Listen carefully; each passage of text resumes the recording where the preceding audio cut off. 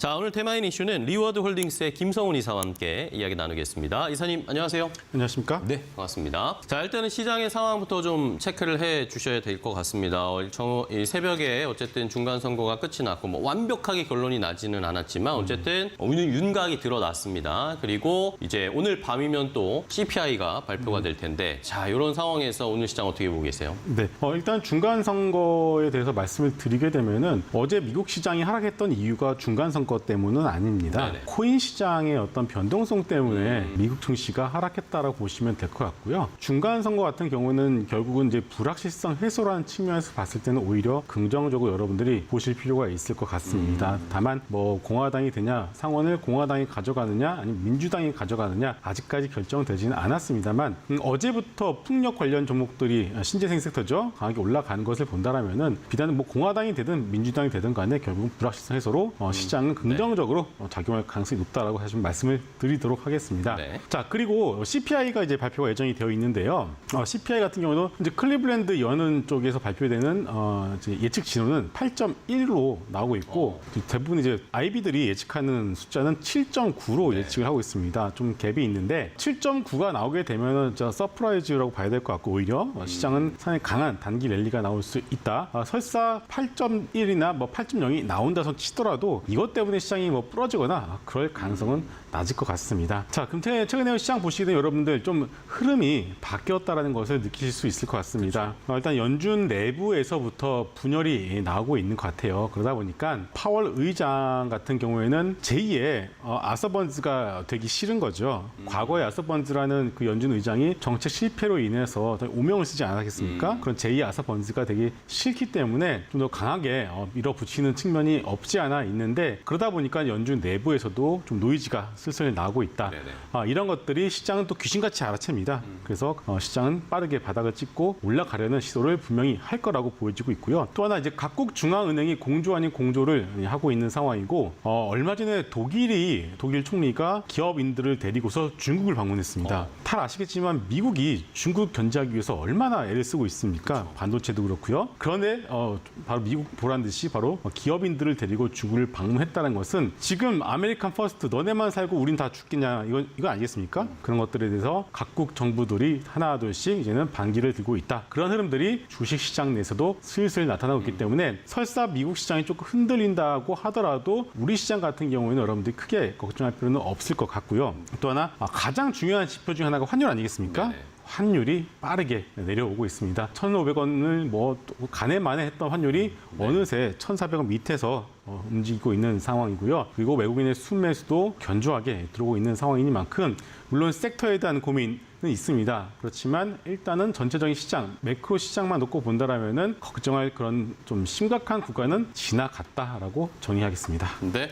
자, 오늘 뜨거운 테마주는 바로 CS 윈드입니다. 풍력 관련 종목들이 어제부터 다시 불붙기 시작을 하면서 좋은 흐름을 오늘도 이어가고 있는 상황이죠. 네. 풍력 관련주들 포함해서 뭐 태양광도 마찬가지죠. 네. 공화당이 이제 우세할 거다라는 컨센이 형성이 되면서 이 IRA의 법안의 수혜를 받았었던 종목들이 상당히 좀 많이 밀렸었는데 선거 결과 생각보다 민주당이 선방했다라는 결과들이 나오기 시작하면서 어제부터 신재생 섹터들이 강하게 반등에 나서고 있습니다. 오늘도 CS 윈드가 장중에 어제에 한 8%까지 급등했었고요. 그렇죠. 오늘도 장중에 거의 7%에 가까운 급등세를 좀 보여주고 있습니다. 물론 지금 좀 내려와서 2에서 3%대 흐름을 보여주고 있는데요. 일단 CS 윈드 3분기 실적 시장의 컨센서스를 충분히 만족을 시켰습니다. 그렇다면 앞으로 우리가 이 CS 윈드에 대해서 어떤 점을 좀 봐야 되는지를 봐야 되는데 일단은 미국에서 첫 대규모 해상 풍력 단지용 타워 공급이 예상보다 빠르게 공급이 이루어질 것 같습니다. 현재 미국 뉴저지 해안이랑 매사추세츠 해안 이 두 곳에서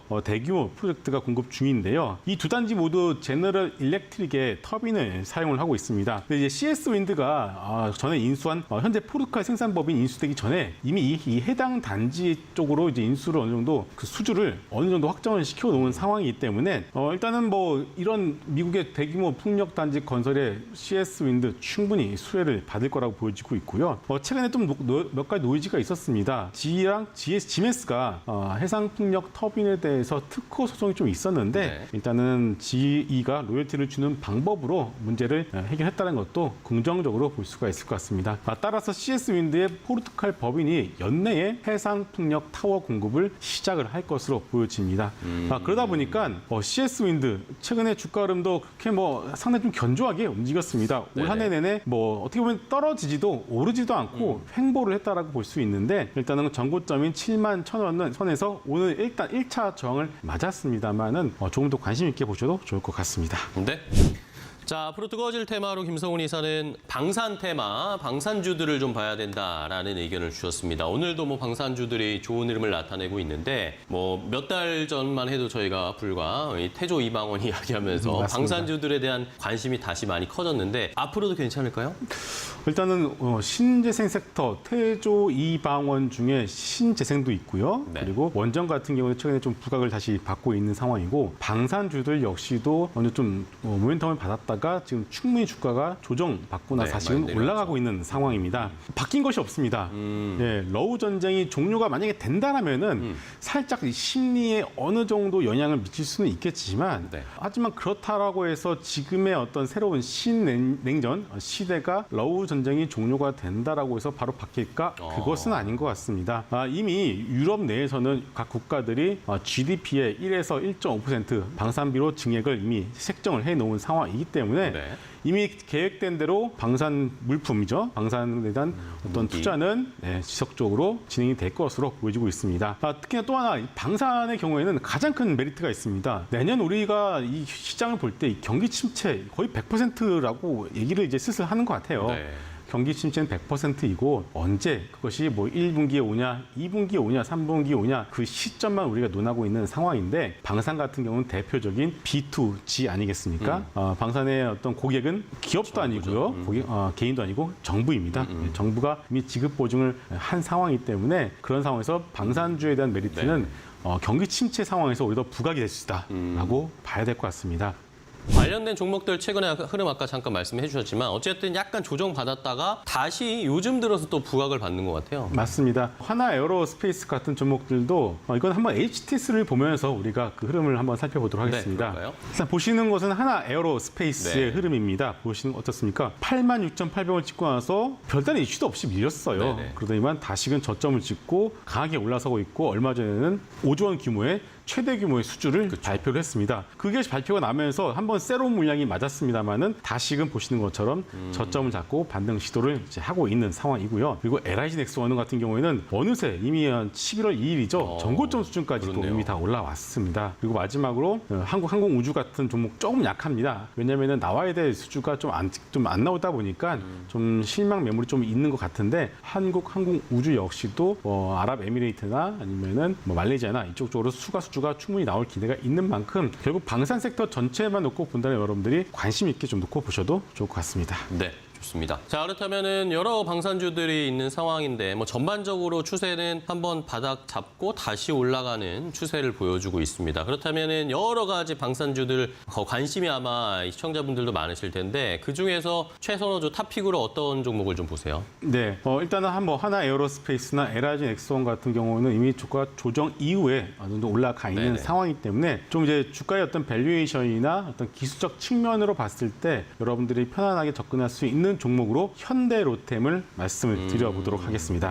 자, 현대로템 어떻게 보면 이번 방산 랠리의 그 서막을 알린 종목 아니겠습니까? 폴란드 쪽에서 수주가 나오면서 주가가 2만 원대에서 3만 2천 원까지 빠르게 올라가면서 어떻게 보면 태조 이방원 내에서 방산주의 랠리의 선봉장이었다라고 봐야 될 것 같은데 추가 수주가 또 나오지 않다 보니까 이제 차익 매물에 시달렸고요. 그리고 마찬가지로 IRA 법안 그리고 공화당의 어떤 선거 결과 때문에 주가는 밀렸습니다만은 일단 현대로템 오늘 같은 경우도 장중에 상당히 좀 많이 올랐습니다. 장중에 거의 7% 가까이 올라가 있는 상황이고요. 상승의 이유는 이 추가 수주에 대한 얘기들이 다시 슬슬 나오고 있는 것 같습니다. 폴란드에 이어서 노르웨이 쪽으로도 추가 수주에 대한 기대감이 좀 이제 현재 주가에 작용을 하고 있다라고 봐야 될 것 같은데 일단 노르웨이가 왜 중요하냐면은 노르웨이는 대표적인 선진국 아니겠습니까? 선진국이죠. 이게 중요하냐면은 노르웨이 같은 선진국에서 수출에 대한 어떤 레퍼런스를 한번 기록을 하게 되면은 추가 수주가 더욱더 쉬워지게 됩니다. 그렇겠네요. 이게 가장 중요하죠. 물론 제일 좋은 건 미국이죠. 미국이 사가면은 뭐 그다음부터는 뭐 네. 말할 것도 없지만 일단은 노르웨이 쪽에서 추가 수주가 나오게 된다라면은 향후 있을 여러 가지 수주에 대한 어떤 기대감, 특히나 인도 같은 경우도 마찬가지고요. 수주에 대한 기대감이 더욱더 높아질 수 있다라는 거 봤을 때 현대로템 관심 있게 보셔도 좋을 것 같고요. 또 하나 현대로템 같은 경우 네옴시티 쪽으로 좀 우리가 한번 또 네네. 생각의 방향을 좀 틀어볼 수도 있을 것 같습니다. 네. 잘 아시겠지만 네옴시티가 도시 전체를 100% 친환경으로 돌리고 싶어 하고요. 그 중심에 수소가 있습니다. 그러다 보니까 이번 주에 수소 테마 정말 무섭게 움직이지 않았겠습니까? 그런데 이 수소 하면은 우리나라에서는 현대차 그룹을 빼놓고는 얘기를 할 수가 없습니다. 현대차 같은 경우는 수소 모빌리티 경쟁력 충분히 가지고 있고요. 현대모비스는 수소 핵심 부품을 만들고 있고 현대로템은 수소 트램을 만들 수가 있습니다. 자, 우리가 그 네옴시티 하면은 길게 이렇게 이어서 만들지 않겠습니까? 네네네. 그러면 그 안에서 이동을 할 수 있는 수단이 여러 가지 있겠지만은 그 중에 수소도 만약에 트램을 만들게 된다면 충분히 그런 부분들이 가능하지 않을까 싶습니다. 물론 약간의 상상력이 더해진 부분도 있습니다만은 일단은 수소와 관련된 어떤 협력이 충분히 이루어질 수 있고 또 하나 이제 빈살만 그분이 이제 오시는데 현대차 그룹과도 미팅을 할 수 있다는 얘기들이 나오고 있는 상황입니다. 물론 확인된 것은 아닙니다만 결국은 수소의 진심인 어떤 사우디 입장에서는 수소의 강점을 가지고 있는 현대차 그룹에 대한 관심을 당연히 가져갈 수밖에 없다. 본다라면은 현대로템 같은 경우도 방산 더하기 네옴 관련주로서 보셔도 좋을 것 같습니다. 좋습니다. 그럼 마지막으로 현대로템 가격 전략도 좀 세워주실까요? 네, 지금 25,600원의 선에서 네. 어떻게 보면 바닥을 찍고 이제서야 좀 돌아서는 첫 날이라고 여러분들이 보시면 될 것 같습니다. 네. 26,000원 아래에서는 충분히 매수 가능하고요. 손절은 좀 너프하게 한 23,000원 정도 넉넉하게 제시를 해드리겠고요. 네. 목표가는 1차 32,000원까지 제시를 해드리도록 하겠습니다. 네.